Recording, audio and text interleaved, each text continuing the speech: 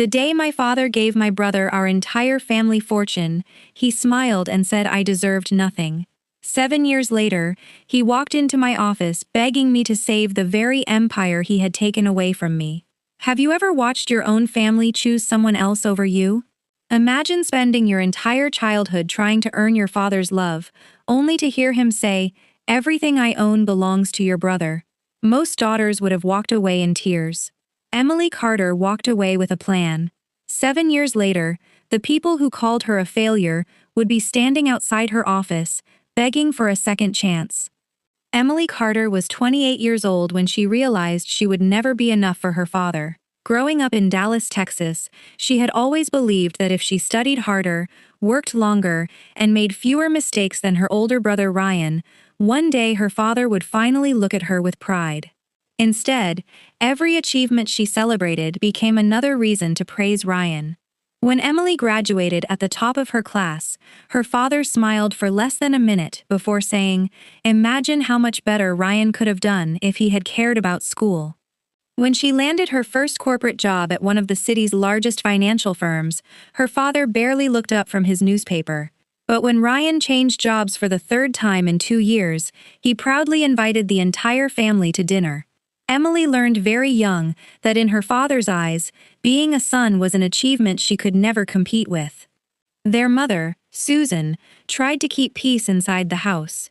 She often whispered to Emily, "Your father grew up differently. Don't take it personally." Emily wanted to believe her, but every birthday, every holiday, and every family gathering reminded her that she would always come second.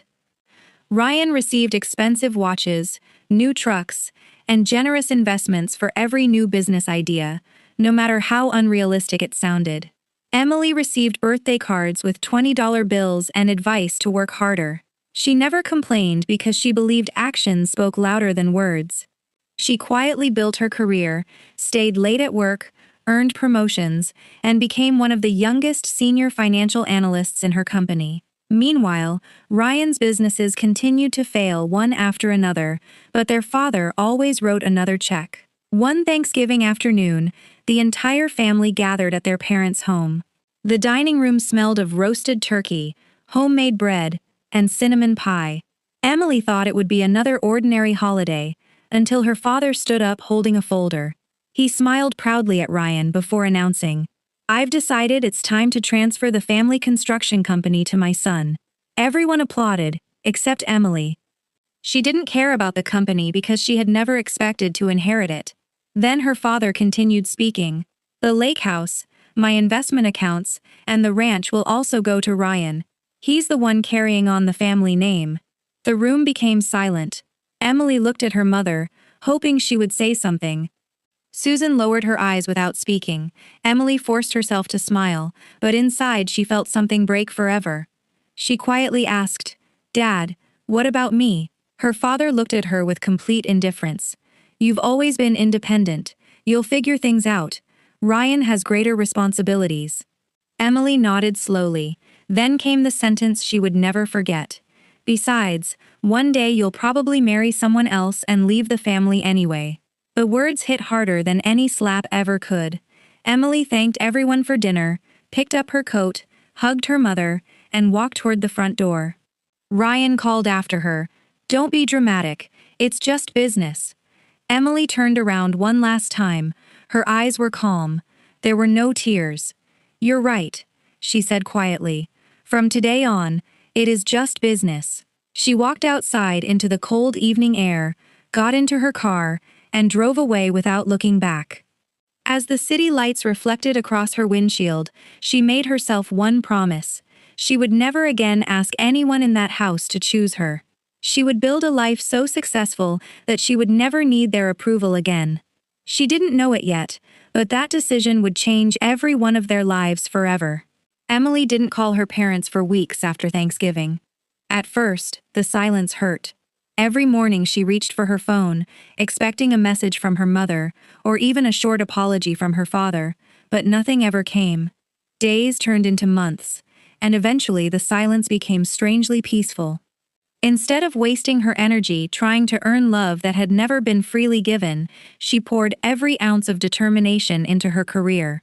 She arrived at the office before sunrise, stayed long after everyone else had gone home, and accepted every difficult project her coworkers avoided. Her managers quickly noticed that whenever a struggling client needed someone to save an account, Emily was always the first to volunteer. She wasn't working to impress anyone anymore. She was working because success was becoming her way of healing. One evening, while reviewing financial reports in an almost empty office, the company's founder, 70-year-old businessman Charles Bennett, stopped beside her desk. "You're still here?" he asked with a smile. Emily looked up and laughed softly. "Someone has to make sure these numbers behave." Charles admired her work ethic. Over the following months, he often invited her into executive meetings, asking for her opinions, even when executives twice her age were sitting at the table.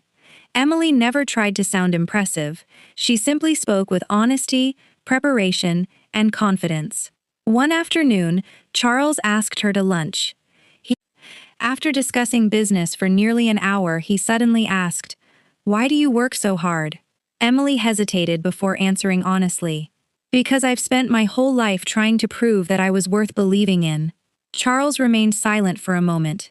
"And has it worked?" Emily smiled sadly. "Not with the people I wanted it to." Charles nodded slowly. "Then perhaps you're trying to convince the wrong audience." Those words stayed with Emily for weeks. They changed the way she saw herself. For the first time, she realized she didn't need her father's approval to measure her own worth.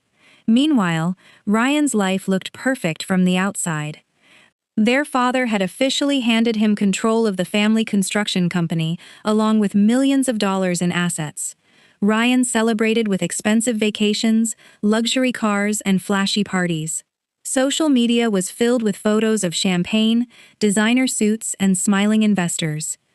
Their father proudly shared every picture with friends, calling Ryan the future of the Carter legacy.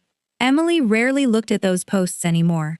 She had learned that appearances often hid uncomfortable truths. One afternoon, Charles invited Emily into his office again. "I've been thinking about something," he said. "I plan to retire within a few years. Before I do, I want to invest in someone with integrity." Emily looked confused. Charles slid a folder across the desk. Inside was a proposal to help finance a new consulting firm under Emily's leadership. "You have the talent," he said. "All you need is the opportunity." Emily stared at the papers, unable to speak. No one had ever believed in her the way Charles did. She accepted the offer, but only after insisting that every dollar be treated as a business investment, not a gift. Charles smiled proudly. "That's exactly why I chose you." Within 6 months, Emily resigned from her corporate position and opened Carter Strategic Advisors, a financial consulting company specializing in helping struggling family-owned businesses recover from poor management. The company started with only 4 employees working from a modest office in downtown Dallas. Emily personally met every client, answered late-night emails, and refused to make promises she couldn't keep. Her honesty quickly earned trust, and word spread faster than any advertising campaign could have achieved. By the end of the first year, the company had doubled its revenue. By the second year, national companies were asking for her advice. Business magazines began featuring interviews with the young entrepreneur who had quietly built one of the fastest-growing consulting firms in Texas. Emily never mentioned her family in any interview. She simply smiled and thanked her employees for believing in the vision they had built together. While Emily's company continued growing, Ryan's construction business quietly began falling apart. He ignored experienced managers, approved risky projects without proper planning, and spent company money as though it were his personal bank account. Employees started leaving, clients canceled contracts. Suppliers demanded overdue payments. Their father refused to believe anything was wrong. Whenever accountants warned him, he blamed the economy instead of Ryan's decisions. "My son knows what he's doing," he insisted. "He just needs more time." But time was exactly what the company no longer had. One rainy Tuesday morning, Emily received an unexpected phone call from an old family friend who still worked at the construction company. "Emily," he said nervously, "I probably shouldn't be calling, but your father's business is in serious trouble.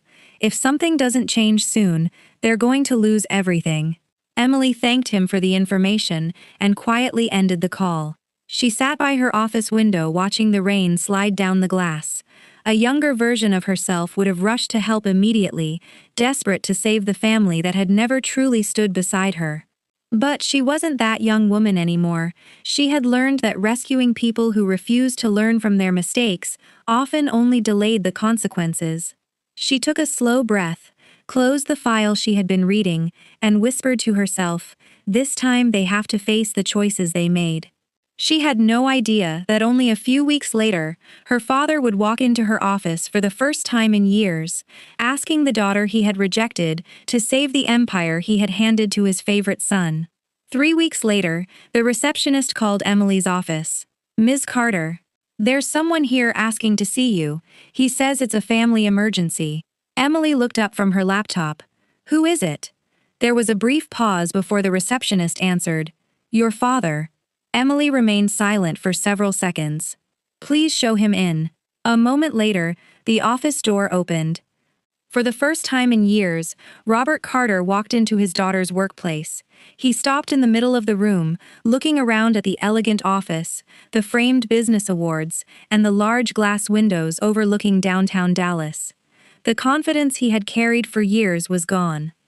He looked older, exhausted, and deeply worried. Emily stood and greeted him politely. "Good afternoon, Dad." He forced a weak smile. "You've done well for yourself." Emily gestured toward the chair across from her desk. "Please, have a seat." He sat down slowly, struggling to find the right words. Finally, he sighed. "The company is in trouble." Emily listened without interrupting. "We're losing contracts. The bank is threatening foreclosure. Investors have pulled out. If we don't find a solution soon, everything your grandfather built will be gone." Emily folded her hands calmly. "I'm sorry to hear that." Robert looked directly at her. "I need your help." Those 4 words would have meant everything to Emily years ago. Today, they simply sounded like business. "What kind of help are you asking for?"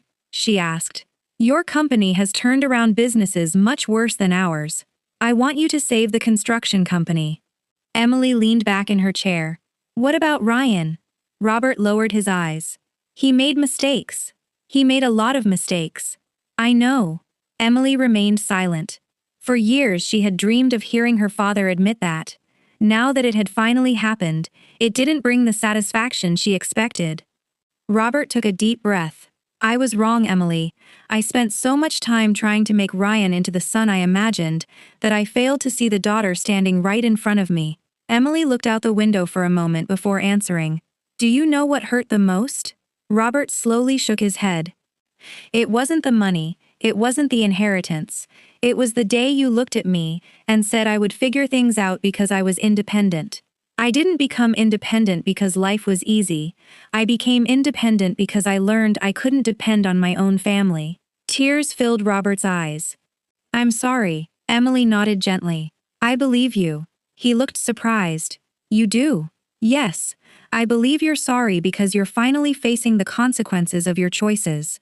The room fell silent. After a long pause, Emily opened a folder she had prepared while he was speaking. "I'll make you an offer." Robert looked hopeful. "I'm listening." "My company will help restructure the business, negotiate with creditors, and protect the employees who had nothing to do with these decisions, but there are conditions." "Anything." "First, Ryan immediately resigns from every leadership position." Robert swallowed hard. "He won't like that," Emily answered calmly. "That's not my concern." "Second, every financial decision must be approved by an independent board." Robert nodded. "Agreed." "Third, no member of the Carter family receives special treatment ever again. Promotions will be earned, not inherited." Robert looked down at the table before quietly saying, "You're right." Emily closed the folder. "Those are my terms." Robert looked at his daughter with a mixture of pride and regret. "You've become a remarkable woman." Emily smiled softly. I always had the potential. You just never looked long enough to see it. The restructuring began the following month. Ryan refused to step aside at first, insisting that everyone else was responsible for the company's problems. But when the board reviewed the financial records, there was no denying the truth. His reckless decisions had nearly destroyed the family business. He resigned before he could be removed. For the first time in his life, he had to apply for a job like everyone else. It was a humbling experience. Emily never celebrated his downfall. She simply focused on saving the employees whose livelihoods depended on the company surviving. Over the next year, the business slowly recovered. Debts were reduced, new contracts were signed, and trust returned. Employees often thanked Emily for giving them hope when they thought everything was lost. She always replied with the same words: "People deserve leaders who earn their trust." One autumn evening, Robert invited Emily to dinner at the family home. It was the first time she had returned since Thanksgiving years earlier. The house looked exactly the same, but the atmosphere felt completely different. After dinner, Robert stood up holding a small wooden box.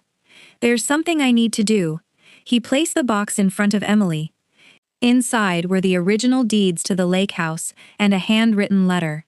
"This should have been yours a long time ago," he said quietly. Emily closed the box and gently pushed it back toward him. "I don't need it anymore." Robert looked confused. "Why not?" Emily smiled. "Because I already have everything I spent years trying to earn. I have my self-respect. I have a life I built with my own hands. No piece of property can give me more than that." Robert lowered his head as tears rolled down his face. For the first time, he truly understood what he had almost lost.